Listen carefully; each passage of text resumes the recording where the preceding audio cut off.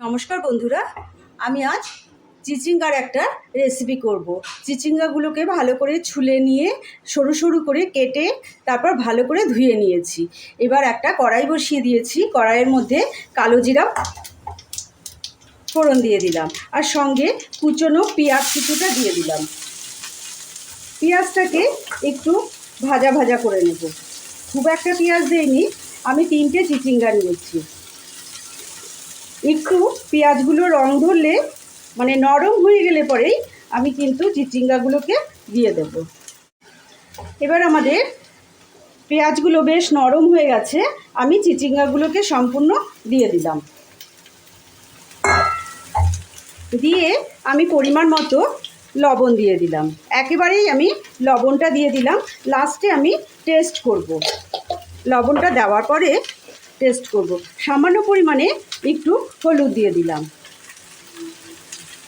হলুদ দিয়ে নাড়াচাড়া করে এবার ঢাকনা চাপা দিয়ে দেব চিচিঙ্গাগুলোকে সেদ্ধ হওয়ার জন্য।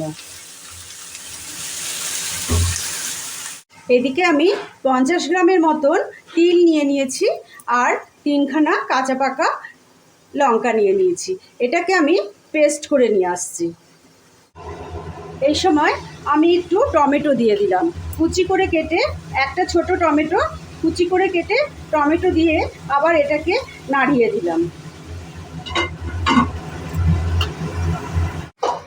এবার আমি ঢাকনাটা তুলে দিলাম। আমাদের চিচিঙ্গাটা অনেকটা ভাজা ভাজা হয়ে গেছে, সেদ্ধও হয়ে গেছে। এই সময় আমি যে তিলটা বেটে রেখেছিলাম, 3টে লঙ্কা দিয়ে এই তিলটা আমি দিয়ে দিলাম। বাটির মধ্যে তিলগুলো লেগেছিল, সেটা বাটিটা ধুয়ে আমি জলটা দিয়ে দিলাম। এবার ভালো করে আমি এটাকে নাড়াচাড়া করে দেব, সব কিছুর সঙ্গে যাতে মিশে যায়। এই সময় হাফ চামচ চিনি দিয়ে দেবেন। আমি চিনি খাই না দেখে আমি একটা সুগার ফ্রি দিলাম। আর লো ফ্লেম করে ঢাকনাটা চাপা দিয়ে দেবেন। আমার চ্যানেলটা যদি ভালো লাগে তাহলে অবশ্য লাইক, শেয়ার, কমেন্ট, সাবস্ক্রাইব অবশ্যই করবেন।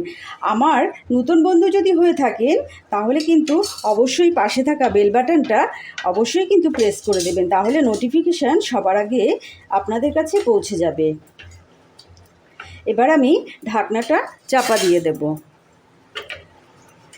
এর মধ্যে 2টো কাঁচা লঙ্কা আমি দিয়ে দিলাম। আমাদের ঝিঙাটা কিন্তু অনেকটা শুকিয়ে এসেছে। এবার ফ্লেমটাকে আমি হাই করে দিয়েছি। পোস্তর দাম এত বেশি যে পোস্ত খাওয়া এখন আমাদের পক্ষে মুশকিল হয়ে গেছে, তাই আমি তিল ঝিঙা বানালাম। এবার খেয়ে দেখবেন তিল ঝিঙা কত সুন্দর লাগে, কত অমৃত একটা এটাতেই ভাত খাওয়া হয়ে যাবে কিন্তু আপনাদের। এবার গ্যাসের ফ্লেমটা বাড়িয়ে আমি এটাকে একটু শুকনো করতে দেবো। আমি জানি আমার এই বন্ধুরা আমার এই রেসিপিগুলো নিশ্চয়ই পছন্দ করবে। অবশ্যই কিন্তু একটা লাইক করবেন, কমেন্ট করবেন, আর অনেক অনেক বেশি করে শেয়ার করবেন। আমার অনুরোধ রইল এটা। আমাদের এই চিচিঙ্গাটা হয়ে গেছে। আমি অল্প একটু ধনেপাতা দিয়ে দিলাম, এর মধ্যে সামান্য একটু ধনেপাতা দিলাম। এবার আমি নামিয়ে ফেলবো, তার উপরে সামান্য একটু কাঁচা তেল দিয়ে দিলাম।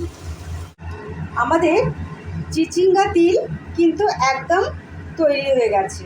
গরম গরম ভাতের সঙ্গে খেতে কিন্তু দুর্ধর্ষ লাগবে। আপনারা ঝটপট কিন্তু এটা দেখার সঙ্গে সঙ্গে বানিয়ে ফেলবেন। আবার কোনো দিন হাজির হয়ে যাব নতুন কোনো রেসিপির সঙ্গে।